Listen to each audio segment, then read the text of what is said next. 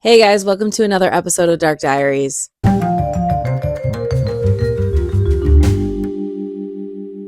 right, I don't even know how many hours I've been doing this of trying to film different cases and trying to find different ones that are interesting to me that I feel like I can go on and on and on about because every single case that I've gone over, like 3 different ones, it only lasts like 30 minutes. So I wanted it to be a little bit longer, but honestly, without being a licensed professional psychologist, it's really hard to elaborate on most of the information psychologically. So that way, it does last longer. And I don't want to be one of those people that just regurgitates true crime stories to you guys because you can get that anywhere, right?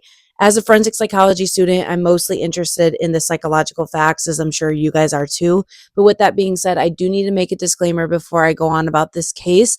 I am a forensic psychology student. I'm not a licensed professional. I am not a psychologist. I am not any way, shape, or form a person that you should be taking professional advice, especially psychologically from, okay? As of yet, until I get my degree. One of the people that I was going to talk about today was Ed Gein, but I feel like we can push him to another day because everybody knows about Ed Gein for the most part, but he is one of the most interesting people to me to study because of what he did and just like grave robbing and stuff, but everybody knows about him. So I checked that off. And then I thought, okay, well, maybe I should talk about the Twinkie defense, which is a case about this guy who murdered 2 people and then was like, oh, well, I murdered them because I eat a lot of junk food and it caused my depression and my depression caused me to murder. But I was like, I went on that case and it was like 30 minutes long. I'm like, okay, I need something else. I want something with a little more to it, right? A little more za. This one is messed up. And I'm going to tell you right now, if you are a person that gets queasy or really doesn't want to hear something extremely gruesome, just turn off the pod now because I'm going to tell you right now, I would get a snack, but I eat it fast before you start listening to this. And for the record, I am going to read off of my notes on the computer because I don't want to miss any facts at all. And I want to be able to get as much information in as I can. With that being said, let's get into the Cannibal Cop case. Okay, so we got this guy. He's named Gilberto Valle. I don't really know if I'm pronouncing his name right, but whatevs. So Gilberto was a New York City police officer who in 2012, he became infamous after being arrested for planning to kidnap, torture, and eat women. Hence, the cannibalism. Valle was a 28-year-old officer with the NYPD at the time of his arrest. He was married and had a young child. Of course he did. He had access to sensitive information through his police work, including private data on potential victims, which made the case even more chilling. Valle's online activities were the focus of the investigation, and he was using online forums and chat rooms to discuss his fantasies of kidnapping, torturing, and eating women. The case began when Valle's wife discovered disturbing images on his computer where he was talking to people about wanting to eat women and his fantasies for kidnapping women and just committing horrible, horrible acts on them. So like a good person, his wife contacted the authorities, which led into an investigation on him. In his computer and online chats, Valle had detailed plans for abducting women, some of whom were acquaintances, and carrying out the fantasy of cooking and eating them. The police investigation found that Valle had access to a database of personal information, which included the names, addresses, and photos of women he was obsessed with. He was arrested in 2012 after the FBI traced his online communications, and they found that the messages in which he had made explicit references to cooking and eating women as well as plotting to kidnap them. However, Valle actually hadn't carried out any of these plans, and there weren't actual victims, and the women he had spoken about were actually never harmed. Despite this, Valle was charged with kidnapping, conspiracy, abduction, and an illegal use of police databases for the purposes of planning his crimes, which, duh, you can't do that. People in the police department can't even, look up someone's name. So, let's say I'm Caitlyn and I work for a police department and I want to see if Joe Schmo got arrested. I can't just look up Joe Schmo for no reason just because I want to know something. So, already that there is a illegal maneuver. Valle's case is often examined from a psychological standpoint, especially regarding his sexual fantasies and paraphilia. He seemed to be motivated by a specific kind of fantasy related to cannibalism and sexual violence known as vor. It's a fetish involving fantasies about eating or being eaten. There's another case, too, where a guy got on Craigslist and he said, hey, I have a fantasy of eating people. And is anyone going to be my, volunteer? And there was a guy that actually hit him back up and was like, yo, I want to be eaten. I will come to your house and you can eat me. And he did. That's vor. That's crazy. So going on, Forensic psychologists would likely diagnose him with paraphilic disorder, given his persistent sexual interest in cannibalism and his torture. His obsession with eating women was a key part of the case, obviously. And then this goes into a fantasy versus reality type scenario. So Valley's defense argued that his actions were simply fantasies and that there was no actual intention to harm anyone.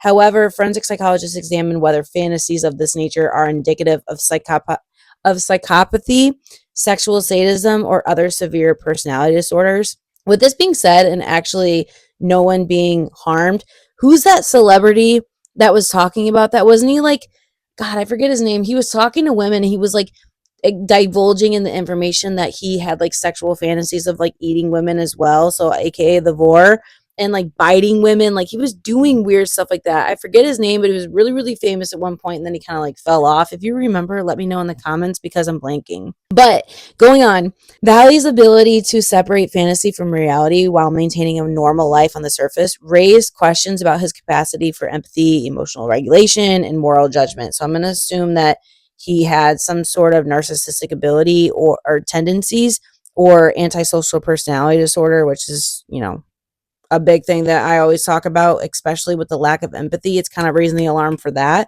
but we're going to see. During the trial, Valley's defense argued that the conversations and plans were simply fantasies, that he had never any intention to act on them. They also pointed out that Valley had no criminal record and appeared to be stable, functioning member of society. Okay. Even though he was a New York City cop and stuff, if someone is messaging other people and they're like, hey, I kind of want to eat you and I just want to dabble into cannibalism a little bit, I'm pretty sure that doesn't mean that they're stable. But go off, sis. Prosecution, however, argued that the nature of Valley's fantasy suggested a high likelihood of acting on them. Duh. They pointed out the fact that Valley had used his position as a police officer to gather information about his targets and has gone as far as to make detailed plans. Pretty sure that means he's not stable, y'all, but to each their own. Valley was convicted in 2013, but the case went through multiple appeals. That's wild. How are you going to go through multiple appeals when he's literally talking about cannibalism? Like, I understand there's not a victim yet, but how can you also at the same time say there's not a victim when he preyed upon people? He just didn't actually physically hurt them yet. That still doesn't really correlate them to not be a victim. You know what I mean? Like, in which way, shape, or form would you still not be a victim, whether you're aware of something or not? If someone has the information on you and literally took all of your information, your address, your name, everything, how can you not be a victim of that? Question mark, question mark. The second trial ended with a reversal of his conviction for conspiracy to kidnap. Valley had been sentenced to 2 years in prison, but his case remains controversial due to the question of whether his thoughts and fantasies should have led to criminal charges without any actual harm taking place. I don't know why this would be controversial, because literally what? What do you mean? What do you mean without any actual harm taking place? I understand that, but if someone's a cannibal just because they didn't actually physically hurt someone and didn't eat them, how is that still not harming a person? Like, me personally, if I found out someone had my name, address, and whatever, the emotional and like psychological damage that would do to me, even if they were in prison, knowing that someone wanted to murder me and eat me, still would probably make me a victim. No? Like, okay, let's just pop off here. Valley's case brings up the intersection between sexual paraphilia, sadism, and criminal behavior. His fantasies about abducting, torturing, and eating women are consistent with the diagnostic criteria for sexual sadism disorder, where an individual derives sexual pleasure from inflicting harm or humiliation on others. That's a weird one. We haven't gotten on that in school yet for forensic psych, but I feel as though sexual sadism and sexual disorders in general are going to be something that I really want to look at, because it's so common, not only in the United States, just in the world in general. Like, when people compulsively rape or people compulsively commit sexual abuse on others, like, why is that? Or like some of the things that they do, it's just crazy. Like, who is liking to commit cannibalism for sexual acts? Like, it's just interesting to me. It's different, obviously. From a forensic psychology standpoint, Valle may have engaged in moral disengagement, which is the psychological mechanism where individuals justify or downplay their harmful behaviors. You also kind of see this in narcissism when people are like, oh, that didn't really happen, or they like really start to distort your reality and like downplay everything because they know that they're wrong. It's kind of like that. In Valle's case, though, his ability to separate fantasy from reality and compartmentalize his life would be a focal point for the forensics analysis, like for the forensic psychologist. Forensic psychologists would likely examine whether Valle exhibits traits of psychopathy, particularly as a lack of empathy and an inclination to act without regard for the harm of others, meaning he didn't care how it affects other people. Most of the time, the lack of empathy and the acting without regard for the harm of others goes hand in hand, not all the time, but most of the time. Valle's apparent lack of remorse and his ability to plan and fantasize about these acts without taking any real action makes him a case of interest in psychological studies of psychopathy. Despite being convicted, Valle's case remains an important study in forensic psychology, particularly in how fantasies, the internet, and access to personal information can fuel dangerous thoughts without actual criminal activity taking place. Valle's release after his conviction was reversed, raising the question of whether individuals like him can truly be rehabilitated, especially when their fantasies are deeply ingrained and form a key part of their identity. Okay, so that's all the notes, and I know it's like really fast and whatnot, but let's talk about it. I want to get more so into the psychological analysis of things because you guys know the crime. He didn't actually really hurt anyone, but still like the behaviors behind it is like, what the heck? And that's what I want to talk about with forensic psych because why else would I be studying it? Paraphilia and sexual fetishism is described in this case, and paraphilia is defined as an intense, atypical sexual interest, which are necessary for sexual gratification. In this case, Valle's behaviors fit into the category of sexual cannibalism, which is a rare form of paraphilia. There's honestly not a lot of cases that I know of that people are really into cannibalism. So when you hear about it, especially with a New York City cop, I'm pretty sure that's going to make headlines. Forensic psychologists would identify Valle as having sexual sadism disorder and cannibalism fetishism known as VOR, which we talked about earlier, which involves sexual fantasies about eating or being eaten. Again, going back to the other case from like the Craigslist guy, I don't know who would be offering themselves up to be eaten or where that comes from, like for a person to want to be eaten. But in my personal opinion, this is something that I haven't learned yet, but in my personal opinion, I think it's kind of like one of those things where it's like Jeffrey Dahmer, when he started eating people, he's like, I just love them so much. I want to be loved. Like they're with me always. Maybe it's kind of something like that. And it just turns into a sexual fantasy somehow because they want to be loved. I don't know. But cannibalism is weird to me because it's just like, okay, you want that person with you and you're wanting love, but like in such a messed up way, Valle's involvement in online forums that catered to these extreme fetishes Valle's involvement in online forums that catered to these extreme fetishes suggests a sexual preference for sadistic activities, which include not only domination, but also violent, humiliating acts like torture and cannibalism. Fantasies are central to the case, which his attorneys argued that Valle's actions didn't constitute a criminal conspiracy because they remained fantasies.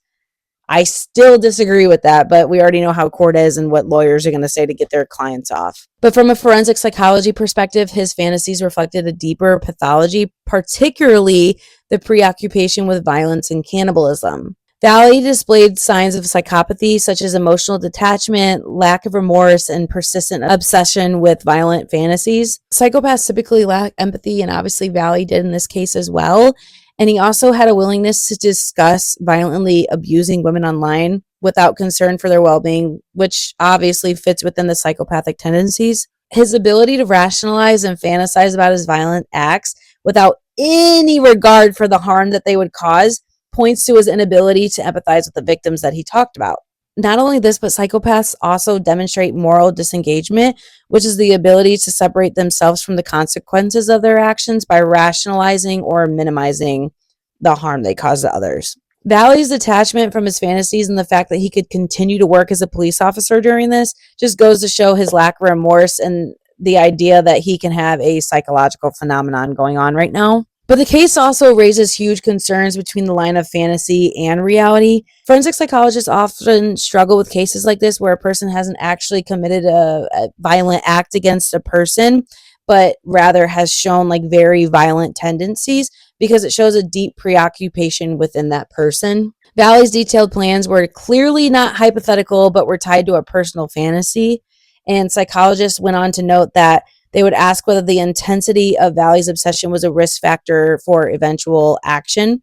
His detailed nature and use of professional resources like the police databases indicated a higher likelihood of transition from fantasy to reality, because why else would he be looking at that stuff if it was just a fantasy? Like, if it's just a fantasy, he probably wouldn't even looked up that stuff. And even if it was just a fantasy, like, you still should probably get checked out, because I don't think that's normal to just think about cannibalism like that. Valley's defense argued that his actions were not criminal because they remained in the realm of fantasy and were not physically enacted. This case and his argument brings up the question of moral responsibility and free will in forensic psychology.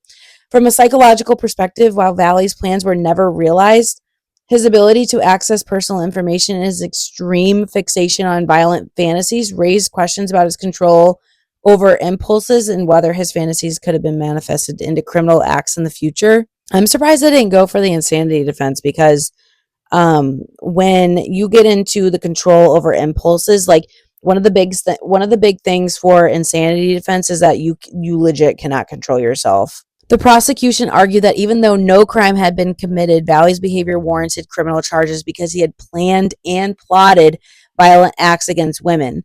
He accessed private information through his position as a police officer and used these resources to further his fantasies.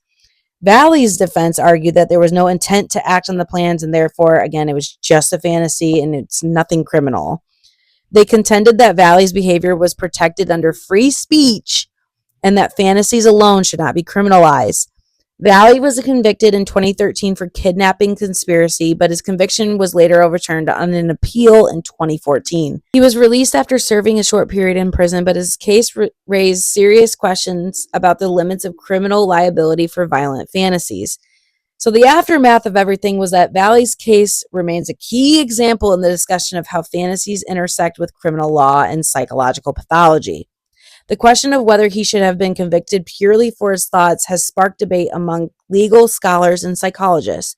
Valley's case also highlights the role of technology in online communities in fostering dangerous fantasies. His involvement in online forums dedicated to extreme paraphilia allowed his thoughts to be normalized and amplified. I believe now, maybe it's on the dark web, but I think there are like cannibal sites from what I've heard, and it might be from the other cases that have come up, but I never would have thought in a million years that cannibalism like sites were a thing, but trust me, it is. Despite his release, many continue to question whether Valley remains a danger to society, and forensic psychologists would likely be cautious in considering his mental state, as his violent fantasies were never fully extinguished. Cases like this are what makes me interested in forensic psych, because it's like, how does one become so interested in cannibalism that they just start looking it up? Like, honestly, until Green Inferno, years and years and years ago of watching it, I wouldn't even known what cannibalism was, or maybe like until learning about Jeffrey Dahmer or something. Like, who just gets the thought of like, I think I could really bite your finger off.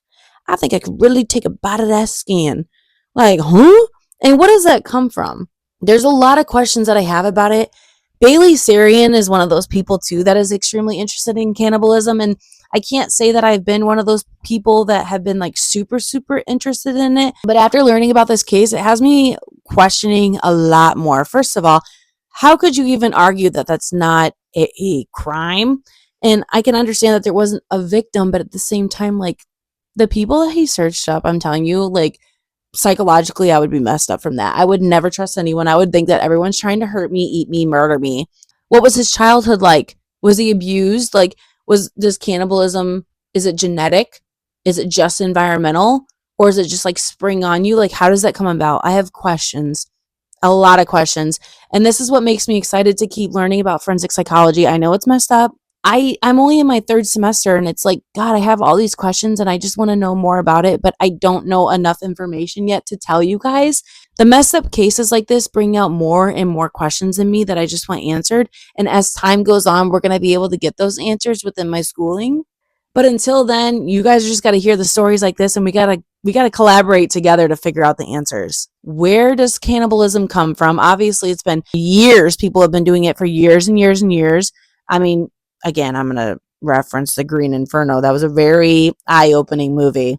But how does that come about in one person? Like Jeffrey Dahmer, I know when he had it, it was like he was taking apart animals, and at just one point he was like, I just keep looking at it. I just, oh, let me get a little nibble. Where does the curiosity come from? Like, I know you have a lack of empathy, is what they're saying in the case. But even then, like, you're not grossed out.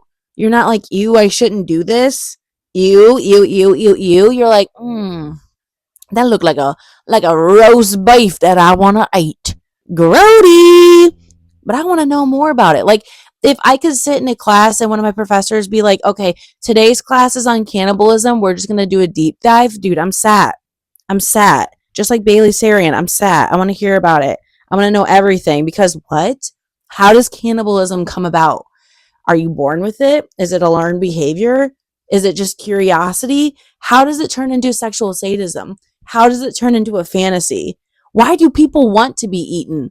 Guys, there's a lot of questions. I know this isn't a long episode, but hopefully someday in one of my semesters we talk about cannibalism so I can come back to this video and let you guys know more. But I hope you guys enjoyed today's weird, messed up episode. And don't get eaten today, okay? I love you. I'll see you next episode. Bye, y'all.